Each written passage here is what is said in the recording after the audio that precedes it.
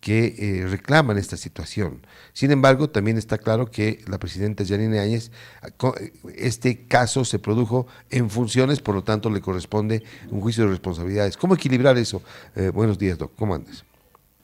¿Cómo están? Bueno, a ver, esto se equilibra a través de una pugna que existe en el derecho y que es conocida popularmente como poder versus garantías, ¿no? Un Estado eficiente versus un Estado que protege las garantías de todas las personas involucradas dentro de un proceso penal, Uh-huh. ¿no? Entonces, por un lado, tú vas a querer personas que quieran una ley que se aplique de forma dura, pero la experiencia nos ha mostrado, y este caso es el ejemplo, de que realizar un proceso sin la competencia, sin realizar una investigación seria, sin realizar este objetivo que debe de ser de la justicia, el poder llegar a una verdad material de los hechos, llegar a una verdad de lo que ha acontecido, lo único que ha hecho es derivar en un proceso abusivo, en un proceso que perseguía para mostrar esta eficiencia estatal, este poder estatal, solamente una sentencia, pero una sentencia sin importarle qué es lo que realmente había pasado y sin importar en contra de quién iba a caer esta sentencia. Bien, Luis, esta ha sido una batalla jurídica ganada por la expresidente Yanine Áñez. ¿Qué significa jurídicamente el fallo ganado por ella y cuáles fueron los argumentos principales que presentó la defensa y que el tribunal aceptó? Bueno, a ver, no sé si considerarlo como una batalla jurídica ganada. Nosotros perseguimos la aplicación de la ley, ¿no? Es decir, lo que establece nuestras normas. Ha sido una batalla larga, eso sí puedo realmente decirlo en carne propia, ha sido una batalla muy larga. Eh, Nosotros hemos perseguido algo muy básico, que es la aplicación de la Constitución y la Ley 044, una norma especial, una norma clara que establece de que cualquier sindicación en contra de un expresidente debe de ser realizada por un juicio de responsabilidades. Pero esto que parece a la vez tan básico y que parece tan sencillo, es un derecho humano y se reduce en que nadie puede ser juzgado por una comisión especial. Y es que esto es muy atroz. Esto es cuando tú a una persona le pones un juez que no tiene la facultad que le emana de la ley y tiene la facultad que le emana por gusto y antojo del órgano ejecutivo o de un partido político. Lo que estás haciendo, en otras palabras, es poner autoridades para que los juzguen de forma expresa. Ustedes vean los procesos que se le han seguido a la exmandataria. Recuerden el caso Golpe de Estado 2. Esos jueces no llevaban ni un mes como jueces dentro de lo que era el órgano judicial. Esos jueces han sido posesionados de forma expresa para juzgar a una expresidenta. Entonces, el crear comisiones especiales, el crear autoridades que no vienen de la ley para juzgar y para emitir una sentencia, claramente no es pues un juicio justo, claramente no es un debido proceso y es por eso que se constituye en una alta vulneración de los derechos humanos y una alta vulneración a aquella persona que está siendo sometida a la justicia penal. Importante. Ahora, efectivamente, el caso Sencata básicamente es la decena de muertos que generaron, o sea, básicamente es eso, ¿no es cierto? Se acusa a la presidenta por culpabilidad por la muerte de al menos, perdón, una decena de personas que trataron de impedir la salida de cisternas de la planta de Sencata con gasolina y diésel y GLP para abastecer a La Paz. ¿Qué elementos hay en eso? Y obviamente este es un caso que se produjo efectivamente durante la gestión de la expresidente Yanine Áñez. ¿Qué elementos hay? Efectivamente se habla de la defensa, expuso también con pruebas de balística y todo aquello, que efectivamente fueron balas amigas las que mataron a las personas. ¿Qué hay de esto, estimado Luis? Claro. Voy a rescatar, Marcelo, lo que dices, elementos. Cuando hablamos de derecho penal, hablamos de la comisión de hechos delictivos, es decir, una acción que se constituye en un hecho delictivo. No hablamos de un resultado, ¿no? Nosotros vivimos en un estado de derecho que lo que juzga no es el resultado es la muerte, es decir, el enfrentamiento que hubo entre militares y el enfrentamiento que hubo entre esta población que al día de hoy sabemos que no era civil, que al día de hoy sabemos que era población organizada por las juntas vecinales, adeptos al movimiento al socialismo, personas que están trabajando en diferentes ministerios el día de hoy. Entonces, no se juzga este resultado, la muerte no es un elemento de responsabilidad penal. Lo que sí es la acción que tú hayas realizado para provocar, para impedir, o que hayas hecho y dejado de hacer que haya ocasionado estas muertes. En el proceso tal cual fue llevado en contra de la expresidenta, la acción que se les indicaba era la emisión de un decreto supremo. La emisión de un decreto supremo, Marcelo, Gabriela, claramente no es delictiva, ¿no? Porque es una facultad propia de la ex mandataria. El contenido de este decreto supremo, y lo ha dicho no una vez la ex mandataria, jamás fue una licencia para matar, jamás fue una situación que permitiera y avalara que los militares que hubieran participado en los diferentes operativos pudieran matar, ¿no? Y además, el contenido de este decreto supremo no es algo que difiera a lo que establece el Código Penal, ¿no? En situaciones en las que un policía o un militar se encuentren en riesgo, son ellos al disparar que asumen la responsabilidad intuito personal, ¿no? Ellos tienen la preparación, ellos son los que tienen que valorar cuando una persona está robando un banco o pone en peligro, en riesgo la vida de unas determinadas personas que se encuentren dentro del banco, será el guardia de seguridad que va a tomar la decisión justamente de ver si dispara contra los ladrones o no. Y esta decisión que toma el guardia de seguridad de quitar la vida es evidentemente materia del derecho y evidentemente debe de ser juzgada. Y ya, según el resultado de esto, se tomará si es que el guardia de seguridad fue un héroe o, caso contrario, el guardia de seguridad actuó abusivamente al disparar a los ladrones. Porque eso es lo que entra en investigación, eso es lo que entra en paradigma dentro de un proceso, y eso es lo que se hacen diferentes investigaciones. Pero en el caso en específico de Sencata, y tal cual lo manejó la Fiscalía, tal cual lo manejó las acusaciones particulares del Ministerio de Gobierno, Procuraduría General del Estado, Ministerio de Justicia a través del CEPDAVI, la acción que le juzgaban a la expresidenta Yanine Áñez era la emisión de un decreto supremo. Claro, claro.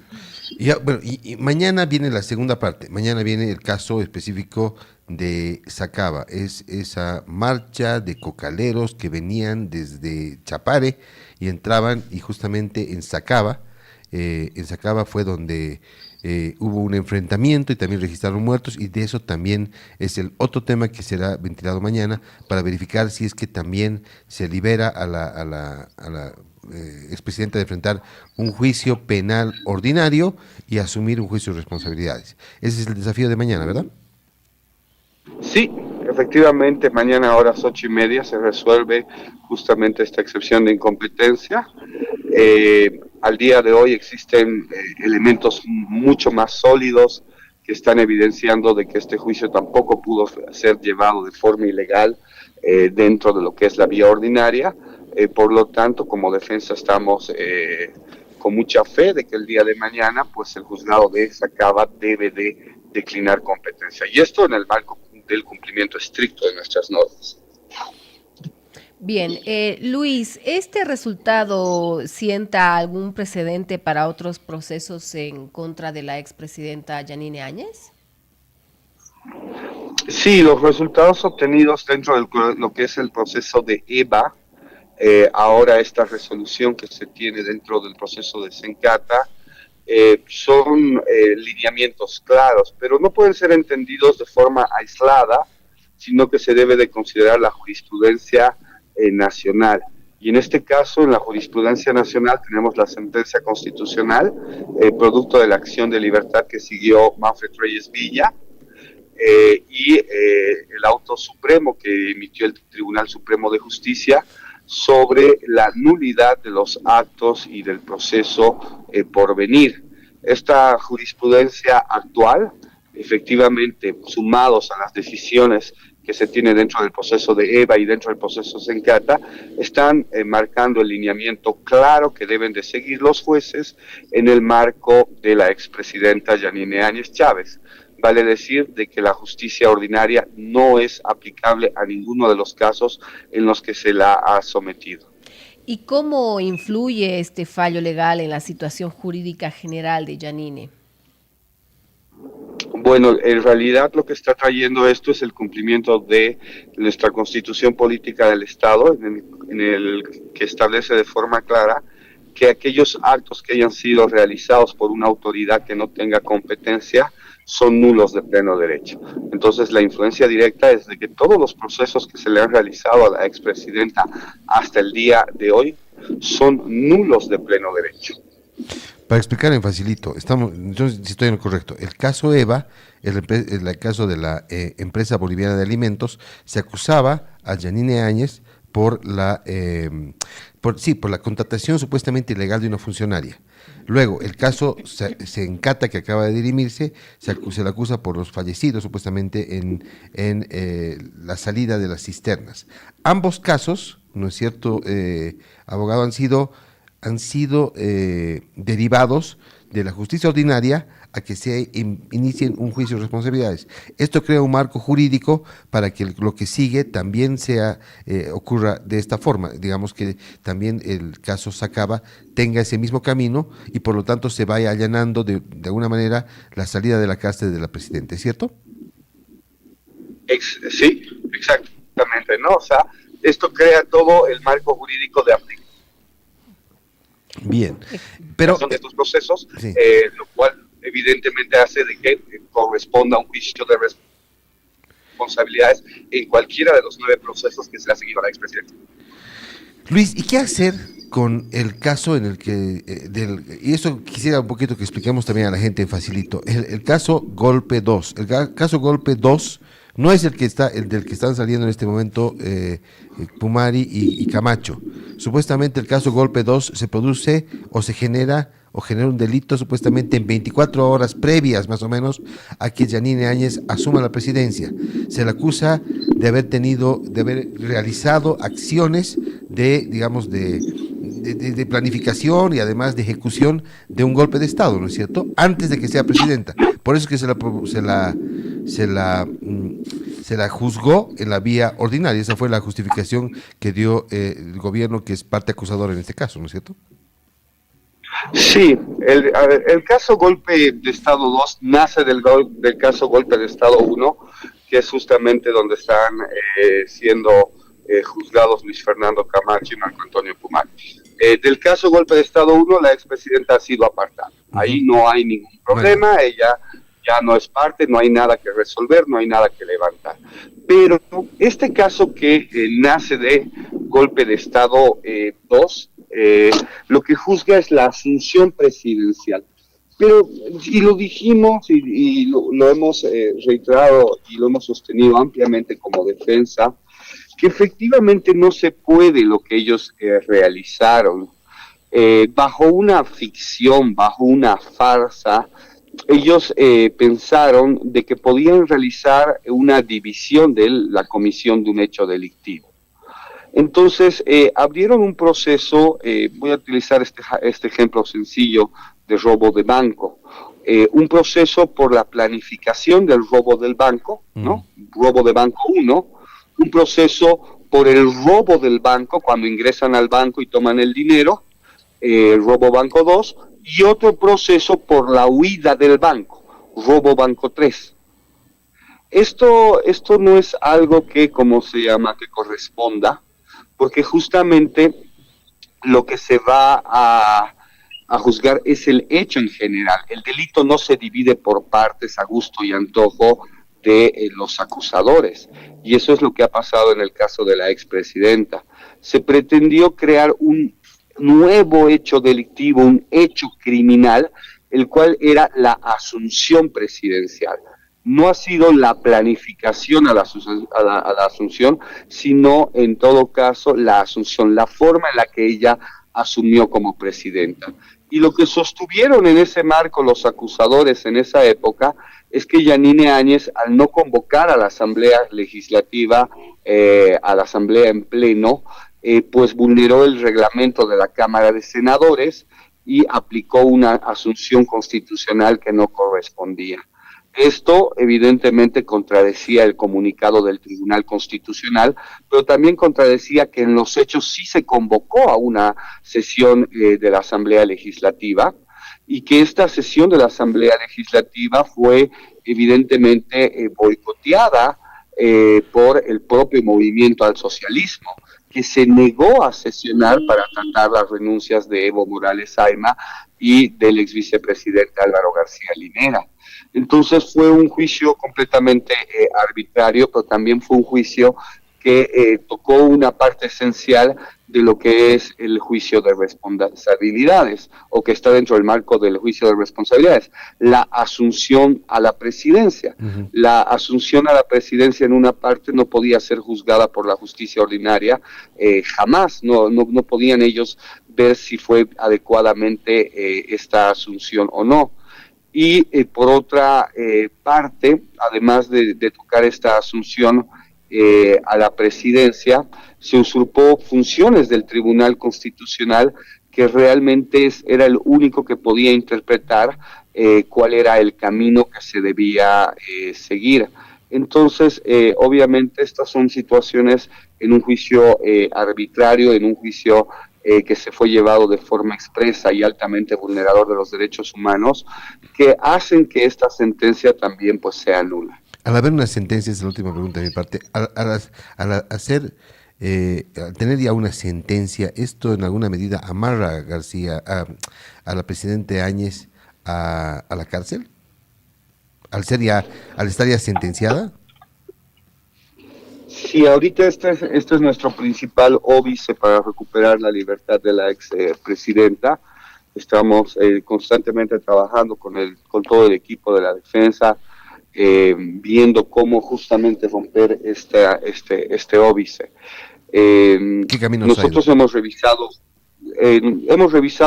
hemos interpuesto un recurso de revisión extraordinaria de sentencia ante el Tribunal Supremo de Justicia. Y estamos esperando que se resuelva este recurso. Hemos solicitado que se resuelva de forma anticipada y obviamente si consiguiéramos la nulidad de esta sentencia, pues la ex mandataria ya podría recuperar su libertad. Ha ocurrido antes con otros casos, ¿no es cierto? Esta nulidad. Sí, claro, el caso Porvenir, por ejemplo, el Tribunal Supremo de Justicia finalmente anuló todos los actuados. Bien. Y también en el caso de Manfred Reyes. Hay jurisprudencia, ok, de acuerdo. Luis, este fallo abre la posibilidad de solicitar medidas sustitutivas, tal vez, o incluso la libertad de tu defendida. Y por otro lado, ¿qué acciones legales se piensa seguir la defensa tras este fallo que se está suscitando ahora? Bueno, voy a comenzar con la última parte. En realidad, esto, bueno, hay que tomar en cuenta que se tienen dos demandas internacionales en contra del Estado boliviano, ¿no?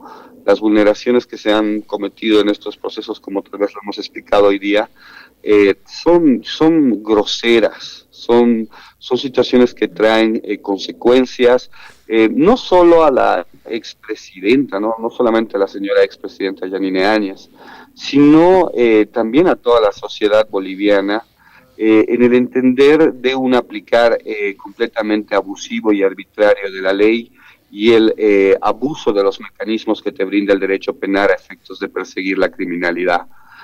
Pero más allá de esto, más allá de estas dos demandas internacionales, hemos visto de que la justicia empieza a actuar no solamente con una lógica jurídica, sino en un cumplimiento estricto a lo que establece la ley. Y esto no puede quedar así. La justicia, a través de sus propios mecanismos, el Consejo de la Magistratura, el propio Ministerio Público, tiene que investigar cuáles son los motivos por los cuales se decidió romper y quebrantar la independencia judicial.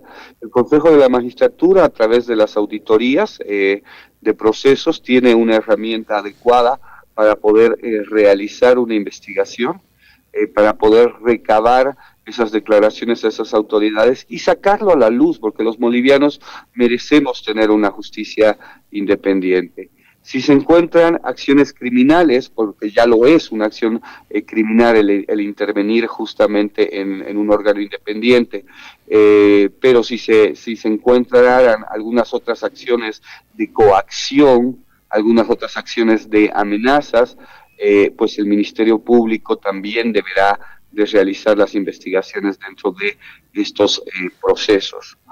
Entonces, una investigación interna, también nacional, tomar acciones por nuestras instancias, es algo necesario y que debe de ser realizado independientemente de que la expresidenta vaya a realizar o solicitar que se haga.